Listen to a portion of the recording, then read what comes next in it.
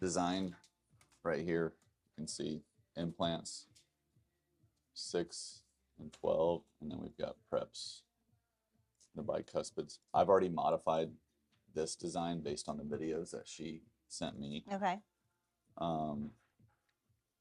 Because she doesn't have the technology that we have, we're going to take some scans. That's fine. And make it more digital, because this is a scan of the original stone model Like that the she mold. took. Yeah. Yeah. I just want to make sure that I can correct, one, you got a slight 2-degree, maybe cant on the midline. I've already added length a little bit down in here to correct, see how it's kind of short.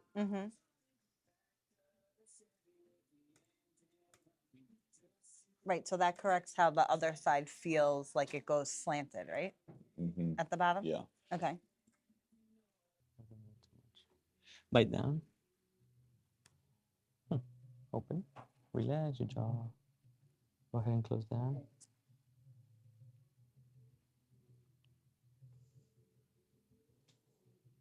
Open. Bite down again. Open.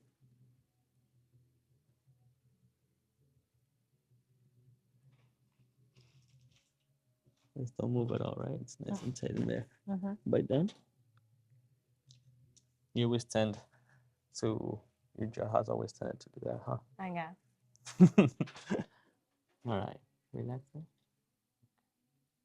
I want you to just close down. Go ahead and you're gonna swallow. And when you swallow, you're gonna see that your teeth come together. I want you to keep that bite after you swallowed, okay? Ready, go ahead.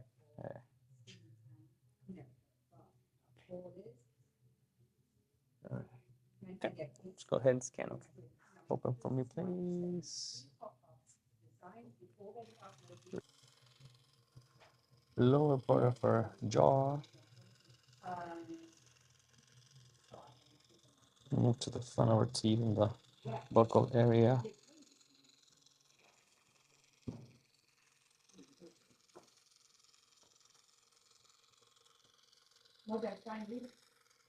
Try to avoid looking at the screen, since all these programs and software have a lot of music and sound. So whenever the sound or music that your scanner has stops, means that we need to scan better. But in this case, it's better if we just look where we're scanning instead of looking at the screen. It's gonna get you a better result, at least for the first one.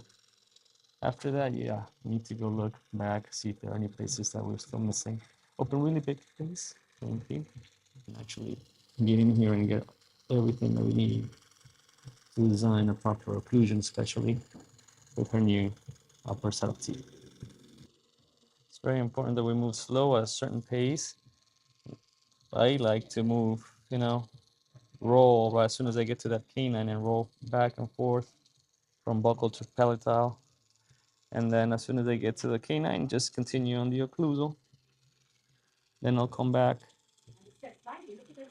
and slowly I'll get the front of the buccal area.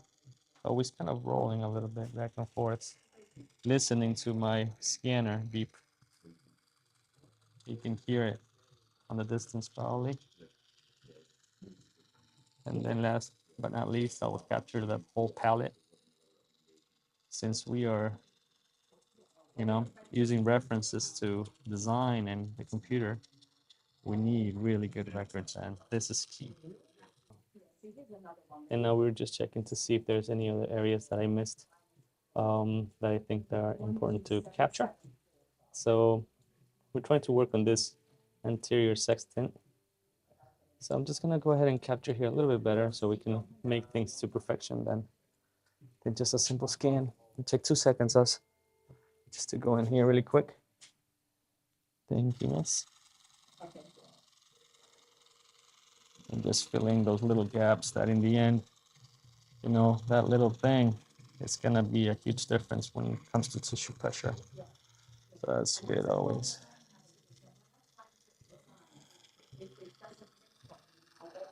Yeah. I'm just gonna put a little pressure here, I'm sorry. We get behind those teeth. All right. We don't want to overscan either. These handle up to about 2,000 shots, 2,500 shots. We want to get under 18 or 1,600 shots so that we can get a good scanning. Now, for the bite, it's important that we sit up our patient. Try to keep her as vertical as possible. Are you feeling okay? Yeah. Okay, same thing, you know. Open and close, open and close. Relax your bite. There you go. Now, once I'm in, just stay biting, don't move, okay? Mhm. I'm just gonna go in here and give pressure. And as soon as that beeps, I don't want to stop. I just want to keep capturing a little bit more. That beeping sound does not tell me that it's done. It only tells me that it started to capture and that I still need to capture a little bit more of that bite. So it's not just capture. Same thing. She kept the same bite that we were working on. I'm just gonna go here slightly, and we capture second bite. There you go. It made a sound, but we still wanna extend. I like to do it to a midline at least. And now we can see here that we have the upper, the lower, the bite, and the most important is, before we finish this project, whatever I see here matches whatever I have over here. Okay. Now we're gonna just check this one out. We're gonna switch it with this other design we have to see the fit of this one that we just made as far as occlusion. And once these are all, where we want them to be, we can always send them to mill.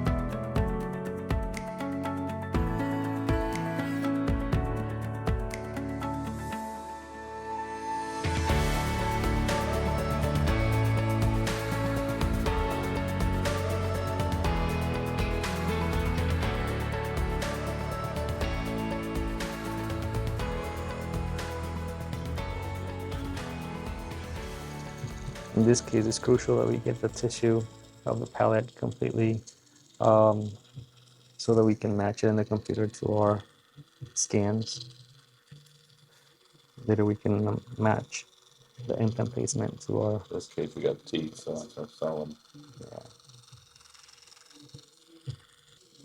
In this case, we have teeth, giving us also a reference, solid reference to be able to match between STL files in the process of design.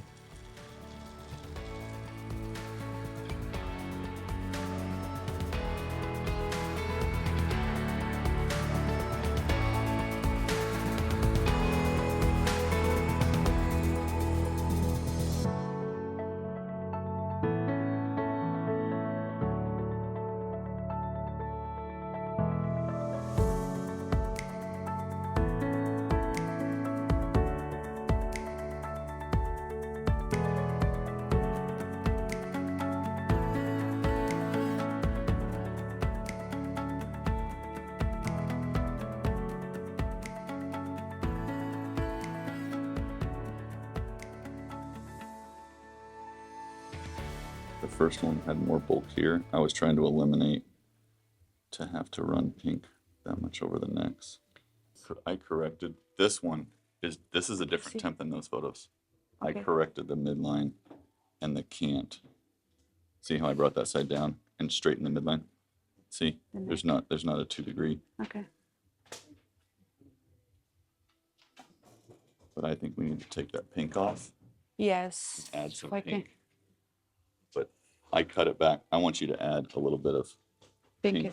here on this temp and roll that over the top and see how we can feather that in. Okay.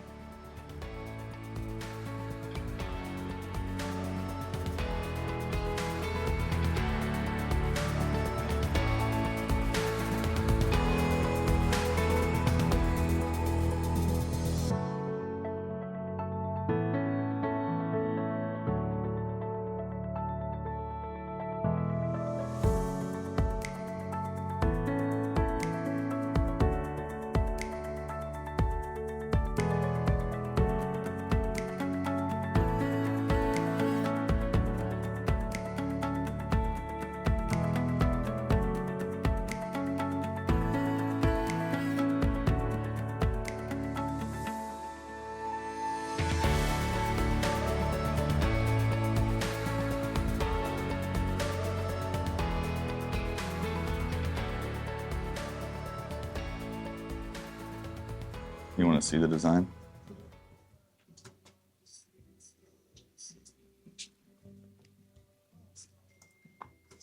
So this is the design that I modified before she, but I cut all that back. So this is where she started. What do you think? You can keep this long. I can keep this one, which would be here.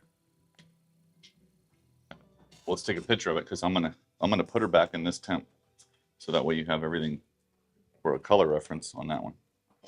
All right, one more musical chairs again. Get that to transition up. That's why we took all the shade photos. Mm-hmm. Just relax, smile, relaxed. I want to see it. Here you go. Now, I always say everybody's got a story. Mm-hmm. Some people got kicked by a horse. No. So what happened with the teeth, losing the teeth, getting implants? And you said this has been like a 20-year process. So I didn't have those teeth as adult teeth. Mm-hmm. I don't think I had them as baby teeth either. But I was missing my 2 side teeth on the side of the center ones. Mm-hmm. So then when I did orthodontics, they made space, and then they gave me a flipper till I was 21 when I was done growing. Okay. And then when I was done growing, they told me that I don't have enough bone. My implant will always wobble, so Okay. I cannot do implants. Okay. So then I got a 6-crown bridge, which I already had 2 root canals in my canine. Yep, canine.